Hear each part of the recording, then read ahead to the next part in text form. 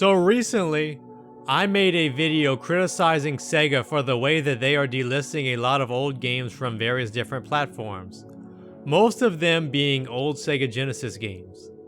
I also criticized Epic Games in that video as an example of a company that delisted their old games without any re-releases since. However, much to my surprise, Epic Games finally decided to address the situation involving the old Unreal games after I put out my video, and it was a positive development for once. So to get right to the point, a spokesperson from Epic Games sent out a statement last week to PC World saying the following: "We can confirm that Unreal 1 and Unreal Tournament are available on archive.org, and people are free to independently link to and play these versions.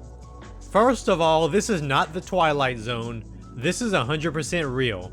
Somebody from Epic Games really did say that it's okay for you to download a copy of the first Unreal and Unreal Tournament for free. A major company telling people that it is okay to download some of their older games for free off of the Internet Archive is certainly one of the most unexpected things to happen this year in gaming. This is definitely one of the most pro-consumer things I've seen a major company say in a while, in any industry, not just gaming. This is great for video game preservation at the very least, and shows that Epic Games is not standing in the way of that. I also want to add that these games are available on Old Unreal, a fan site dedicated to Unreal and Unreal Tournament.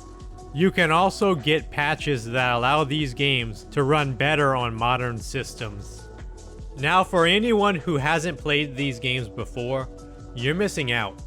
Both of these games hold up well in my opinion. The original Unreal has more of a traditional campaign for single player, in the vein of Doom and Quake, but the levels are huge and the atmosphere is truly unique. I finally beat it 2 or 3 years ago for the first time and it was a blast. Unreal Tournament came out a year later, using the same Unreal Engine, and it is one of the greatest multiplayer games of all time. The single player campaign is just a bunch of bot matches, but the multiplayer has almost infinite replay value due to the large amount of community made mods, mutators, and maps for it, even if you're playing against the bots. It's a lot of fun because the bots are still pretty good even by today's standards. There are supposed to be community servers that are still running for the game, so online multiplayer is still available as well. Now, this statement did not include Unreal 2 The Awakening, Unreal Tournament 2004, or Unreal Tournament 3. So we are not sure if Epic Games feels the same way about those games or not. I'm sure we'll hear something eventually about those games as well. They were working on a re-release of Unreal Tournament 3 at one point, but that got cancelled last year quietly. I think they would be better off remaking Unreal Tournament 2004 instead of 3 at this point, because I think that's a better game anyway. But for now, we'll have to wait and see what they have to say about those games. Now, here is the big question I have about this. Why don't more companies do this? This is a move that does not take much effort at all and is good for consumers. So it should be a win-win, right? Ubisoft, for example, has a lot of old games that they don't make much money off of anymore, if any, like the original Prince of Persia or the original Rayman. Imagine if they put out a statement saying that people are welcome to download any version of the original Rayman for free off of the Internet Archive. It takes a matter of minutes for someone to write that statement and send it out to the press, and they get a good news story out of it. Plus, Ubisoft could use any good news right now if we're looking at this from a PR standpoint after everything that has happened this year. And it's just a good move for preservation. I think EA would be another good candidate for such a move. They have a ton of old games that they don't re-release often, if at all. They could probably make a lot of their older Madden NFL games available for free if the NFL is okay with it. They could probably do that with the old Ultimate games, as well as the Road Rash series. One more potential example could be Warner Brothers games. For those of you that don't know, they own the rights to just about all of the old back catalog of Midway, Atari games, and Williams arcade games. Just about everyone knows about Mortal Kombat, but this also includes classics such as Defender, Joust, Robotron 2084, Paperboy, Marble Madness, the San Francisco Rush games, and many more. Plus, a lot of these games haven't been re-released in a long time either. So what do they have to lose by allowing people to download some of these games for free? At this point, nothing.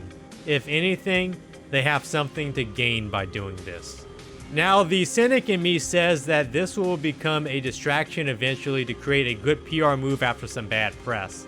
However, I think a better PR related reason right now for companies to do this is to be against Nintendo and show that they are not opposed to preservation and technology. Nintendo wants emulation just for them and almost no one else, and will fight the emulation community to stop them, especially when it comes to Switch emulation. They don't care if they have to destroy all emulation to do so.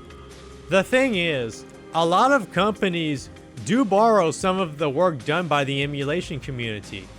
Capcom Arcade Stadium, for example, uses emulators based on MAME.